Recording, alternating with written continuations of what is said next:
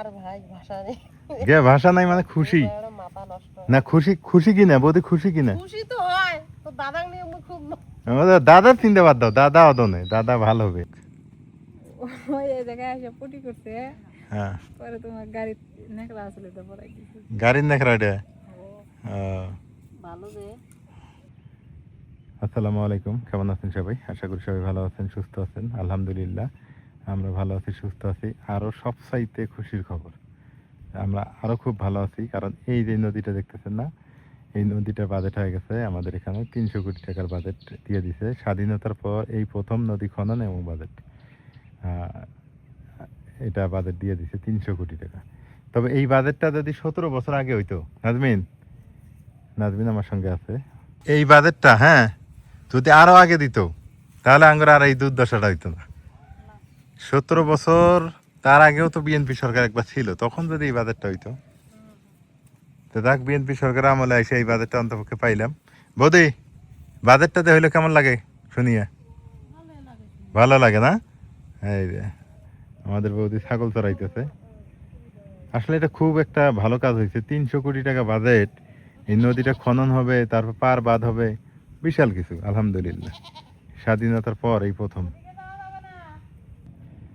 মানে অবশেষে আর কি এটা একটা যুগান্তকারী পদক্ষেপ হয়ে গেছে উত্তরবঙ্গের জন্য। মনে হয় এটাই আমাদের মানে প্রথম বাজেট, এই উত্তরবঙ্গের নদীর কাজের জন্য এই প্রথম বাজেট হইল এটা উত্তরাঞ্চলের মানুষের জন্য। এমন বাজেট অন্য অন্য জেলা পাইছে কিনা জানি না, আমাদের লালমোহর জেলা পাইছে। ধন্যবাদ মাননীয় মন্ত্রী মহোদয়কে, উনি আমাদের এখানে ত্রাণ ও দুর্যোগ মন্ত্রী। এই নদীর কারণেই কিন্তু আমরা অভাবী, এই নদীর কারণেই আমরা অভাবী ছিলাম, আছি, হ্যাঁ ভবিষ্যতেও থাকবো। কারণ আছে, কারণ ওই জমি জমাগুলো তো আর এখনো আবাদি হয়নি। দেখি খনন করার পর যদি আবাদি হয় তাহলে তো এখানকার মানুষ একটু স্বাবলম্বী হবে হয়তোবা। সবাই দোয়া করেন, এটা একটা বিশাল একটা অবদান আমি মনে করি, এই সরকারের একটা বিশাল অবদান। তো আমরা সাধারণ জনগণ আমরা কি চাই? আমরা তো এগুলো চাই, এই নদী খনন হোক, নদী বাঁধ হোক, রাস্তা ঠিক হোক, তারপরে দেশের দুর্নীতি কমে যাক, হ্যাঁ মারামারি হানাহানি কমে যাক, এগুলো আমরা চাই না। আমরা সোনার দেশের মতোই থাকবো, পরিবেশ নিয়ে থাকবো, এটা হচ্ছে আমাদের কথা। ওই যে একটা টাওয়ার দেখতেছেন না, ওই যে টাওয়ার, ওইটা হচ্ছে কুড়িগ্রাম। নদীর ওপারই যদিও কুড়িগ্রাম, কিন্তু ওইটা হচ্ছে মেন কুড়িগ্রামের কাছাকাছি ওই দিকে আর কি। না এগুলো হ্যাঁ, যে ওই পানি ঘুরে যাব, মানে এটা ভালো করতে যা করার দরকার তাই করবে। হ্যাঁ দিতে পারে, এটা বাজেট। সবচাইতে খুশি আমি সবচাইতে বেশি খুশি, কারণ নিজ এলাকা, এই এলাকায় জন্ম নিলাম, এই এলাকায় বড় হইলাম, এই এলাকা থেকে যদি নদী ভাঙ্গার কারণে চলে যাই, খারাপ লাগবে না? এই যে আপনার কাছে আসছি, আর ভাই ভাষা নেই। গে ভাষা নাই মানে খুশি মাথা নষ্ট না? খুশি কিনা বৌদি? খুশি কিনা? খুশি তো হয় তো দাদা নিয়ে আমি খুব দাদার চিন্তা বাদ দাও, দাদা অদনে, দাদা ভালো হবে এমনি। দাদার জন্য রে, দাদার জন্য টেনশন নাই, নদী বান্ধা হওয়ার লাগছে, এটা খুশির খবর। স্বাধীনতার পর এই প্রথম আমাদের এই ধরলা নদী এত বড় বাজেট। কি করলে নাই মামি? ওই মাটি কাটা না দিয়ে, হ্যাঁ মাটি কাটা নামটা বন্ধ করে দিছে।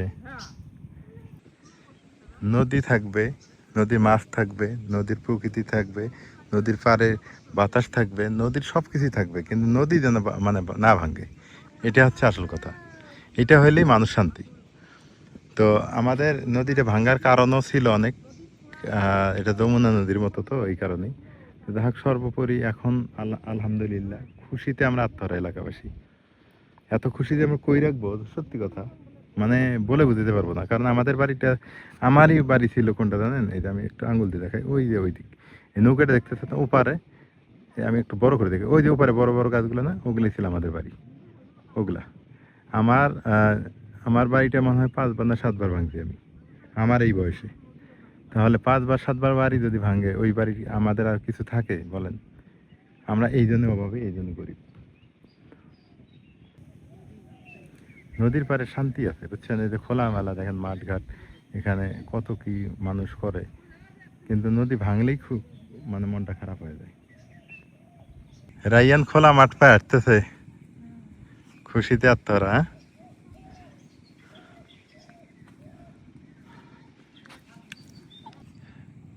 নাজমিন, নাজমিনও আমগো এলাকা তাইছে আর একটা বাজেটও পাই গেছি। কি সুন্দর বাজেট এলো। হ্যাঁ কি সুন্দর একটা বাজেট। এখন সেই উপলক্ষে আমাকে কি দেওয়া লাগে? তোমার খুরমে খেলে মানে আমি খুরমা খাই না। আজকে না তুমি খুশি কিনা কও? আমি অনেক খুশি, কে খুশি? কারণ আমি এখানে ভালো করে থাকতে পারবো। এখানে ভালো করে থাকা দেবো। হ্যাঁ জায়গা তুমি কেনা হয়েছে যেহেতু আঙ্গরও। হ্যাঁ এখন আর ভয় নাই যে আর ভয় নাই, চিন্তা নাই। না। রাইয়ান আমার খড়ি কুটে এনে দিতেছে। লাখড়ি করে দেয়। তোমার দুঃখ শেষ? হুম। তোমার আর দুঃখ আছে? না। ওটা কি পড়াই দিছ? ওই এই জায়গায় এসে পটি করছে, হ্যাঁ পরে তোমার গাড়ির নেকড়া আসলে তো পড়াই দিছে। গাড়ির নেখরা ওটা? ভালো যে হঠাৎ করে করছে, এখন কি করবো? নদীর ওপারে হচ্ছে এগুলা পাট, দেখেন কত সুন্দর আবাদ। নদীর ওপারে আবাদগুলো ভাল লাগে। এগুলা হচ্ছে খাসির কলিতে জমি। খাসির কলিতে বোঝেন, মানে যা লাগবেন তাই হয়, কিন্তু এই নদীর কারণে সব ধ্বংস হয়ে গেছে, সব বিলীন হয়ে গেছে। তো নদীর খনন হলে এবং পার বাঁধ হলে যদি আল্লাহ রহমত করে, পরে যদি আবার মনে করেন কিছু করা যায়, ভালো আবার সাবাদ যদি হয়, এই আর কি। সবাই দোয়া করবেন।